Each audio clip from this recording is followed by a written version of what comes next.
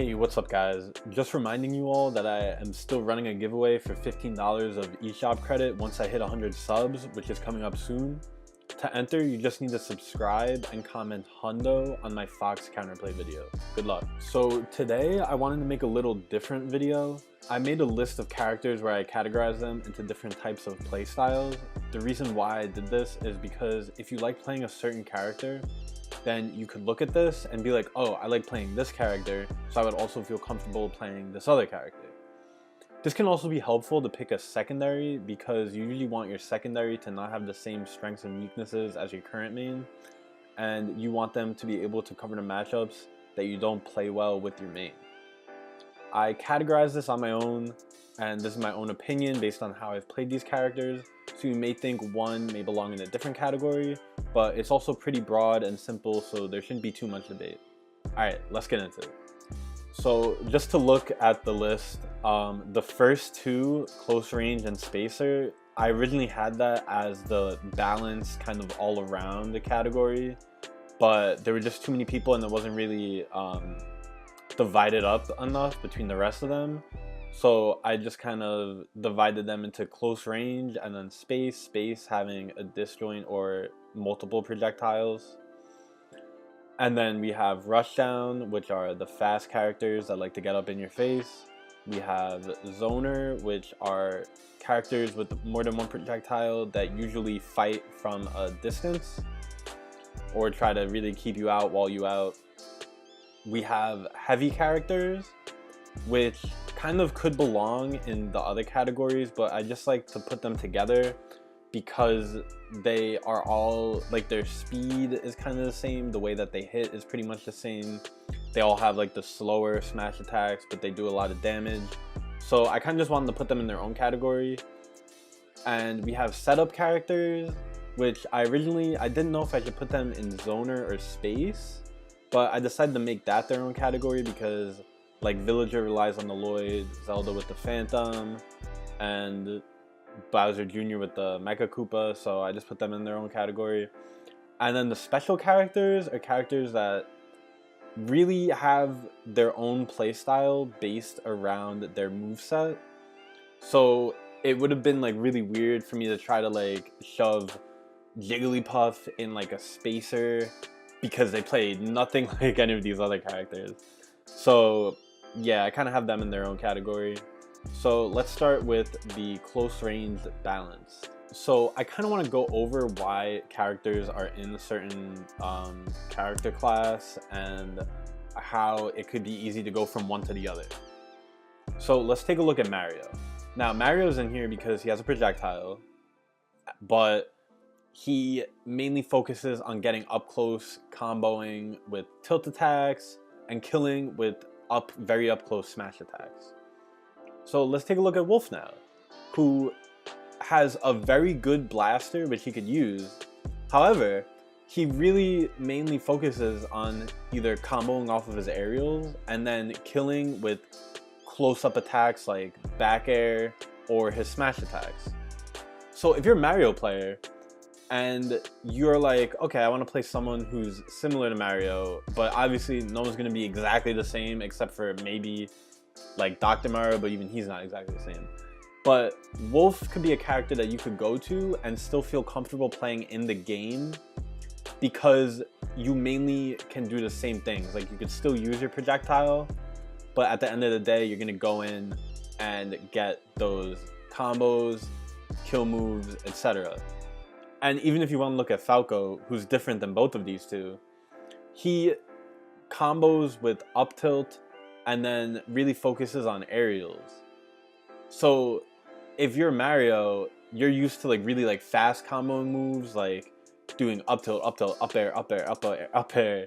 But with Falco, you could do up tilt to up tilt to up air, back air. You could really switch it up because like all these characters are different, but the main approach is gonna be the same, and that's kind of what I'm trying to do here. So for the spacer group, we have obviously Lucina and Marth, which are like the OG spacers. They use their disjoints to kind of wall you out, but they're still decently close to you. So if you want to look at some other characters, there's Olimar, who is kind of in the special category, but I put him as an all-around because he's really good at everything. He can do anything.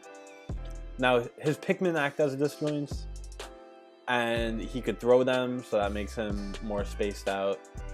But yeah, like if you go from playing Lucina to playing Olimar, again, obviously it's going to be very different just because they're two completely different characters.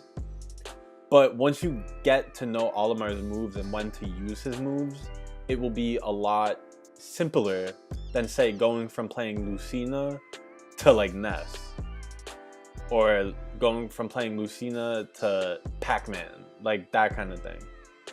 So even like the pits here, they have a good projectile, but their bows, their bows act as kind of a disjoint also, and can carry you off stage. You're good edge guarders, similar to how Lucina and Marth are, because they have these lingering kind of hitbox, which again is a little bit different than how Lucina and Marth kind of just have like priority, but still same concept, same thing. Shulk could honestly be any character here, but I'm kind of just playing like the neutral, no Monado art Shulk, where he kind of just has a huge hitbox. Hitbox on his sword. So now when you look at the Rushdown characters, you may even think that some of the characters in close range could be in Rushdown, but that's not the case really. Like Pikachu and Pichu could be Rushdown, but they also excel at other things, which is why they aren't. So Roy and Chrom, obviously, they move very fast, have good aerials, and are like fast fallers too. So their movement is going to be very similar to Fox, where Roy and Chrom approach with neutral airs, so is Fox. And it's just kind of like the speed thing that really makes him a Rushdown character, is the speed. They approach, and they really can't not approach. Like, Fox has a projectile, but it's not that good. Greninja has a projectile, but he can't really camp with it because you kind of have to hold it and then let it go. You can't just spam it. Captain Falcon, obviously in this category. Little Mac, obviously in this category. Sheik is terrible this game, so it doesn't really matter. But yeah, they're all just very fast. And ZSS is kind of on the closer side to being balanced, but he's just so fast and can approach you so well and doesn't really have a lot of defensive options, which puts her into this category. So now when you look at the zoners, we have characters that are all going to be focusing on using projectiles. It's an integral part to their playstyle. So Samus with the missiles, charge shot, they're always going to be using that, always going to have a charge shot ready. Snake, always going to be having C4, always going to be throwing grenades. Belmont's always going to be throwing their million projectiles at you. And the Lynx, obviously, they have their bombs, arrows, boomerang, 3 projectiles, more than enough to get you into the zoning category. And then even when you have borderline characters, kind of like Ness, Lucas, and Robin, I think their projectiles are very important to their playstyle, which is why I put them here. It's not kind of like Wolf. Like, Wolf has a good projectile, but it's also kind of easy to avoid, which is why, like, he's not a zoner, and he only has 1 projectile. But Ness and Lucas, they have PK Fire, they have PK Thunder, and both of those are very good, with PK Fire being known as like the most annoying projectile ever, to the point that like you're gonna put them in the zoning category even if they have good combos, because of how good these projectiles are and because of how important they are to their playstyle. So going from Ness to Samus, say, or Samus to Ness, when you're Samus, you're going to be using your missiles, charge shot, and then even your aerials. And when you're Ness, what are you going to be doing? You're going to be using your PK Thunder when you're juggling an opponent. You're going to be forcing your opponent away with PK Fire, and then when you get up close, you're going to be using mainly your aerials, or when you're edge guarding your smash attacks. So now for the heavies, I kind of put just all the heavies in here because of just, they move very slow, their attacks all hit very hard regardless of their playstyle. Because I feel like while K. Rool could be called a zoner because he has his projectiles, I wouldn't consider him the same as Samus. And I would think that going from K. Rool to Samus could be difficult just because of how heavy K. Rool is and how slow he moves, how he moves in the air kinda. And I think that all the heavies really match up very well because of how heavy they are, basically. Like, you're gonna feel comfortable moving regardless of who you're playing, really. And then when you want to look at, like, okay, so if I'm K. Rool, I could play really any heavy and feel comfortable, even if the playstyle is different. Or you could honestly play any other character, just because there's a limit to how many heavies there are. Obviously in this game, heavies aren't the best, but you could obviously still look at them and be like, okay, like, I love playing these heavy characters. I could play all these heavy characters and still have a wide range of playstyles. So if that's what you're into, that's great. And if it's not, then you could obviously pick any other character. You could pick close range, space, rushdown, zoner, anything. However, I will say that if you are K. Rool, classifies as a zoner, and you want to pick up a secondary, I wouldn't pick up another zoner. I would probably go for a spacer or a close range character. So the setup characters are pretty self-explanatory. I'm not going to get too much into it, but basically Villager needs to put his Lloyd out to approach. Zelda has to put the Phantom out. Isabelle usually has something planted in the ground and tries to bait you into her with the fishing rod. Bowser Jr. has the Mecha Koopa. So they just really focus on putting something out before they approach you. So the final category is the special category. These are just characters that use all of their moves in a very weird way or special to them way. So Jigglypuff, very floaty, kind of floats around, throws out aerials, but has so many jumps that that's all they do really. Ice Climbers, if you want to get good with them, you have to desync. So yeah, no other character can do that really. The Street Fighter characters, I didn't really know where to put them because I don't think they're really that balanced, and their playstyle, if you want to get really good, you have to learn the Street Fighter inputs. So I didn't want to just throw them in with any other character and be like, hey, if you play Mario really good, you could play Ken really good, because that doesn't really make a lot of sense. Sonic, while he's one of the fastest characters in the game, you would think he's a rushdown, but he's usually a campier character. So he's there. Rosalina and Luma, the puppeteer character.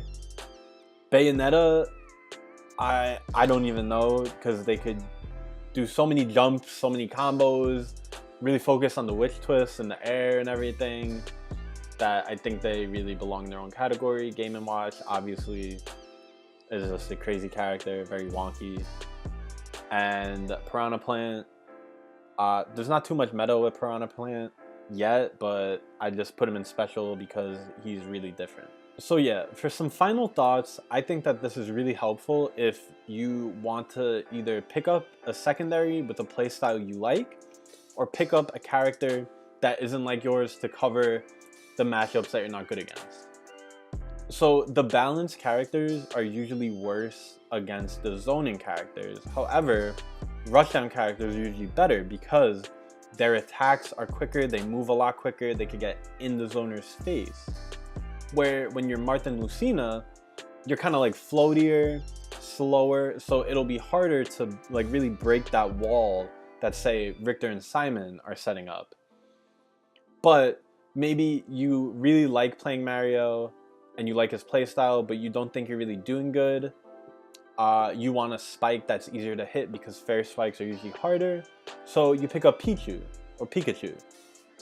And really, they're kind of the same. They have their tilt combos, down throw combos, the whole thing, except they're just these slight differences. And yeah, like, I hope that this guide really helps you guys, because I don't know, I haven't really seen a lot of things about this, or really a chart that kind of puts all the characters grouped up together.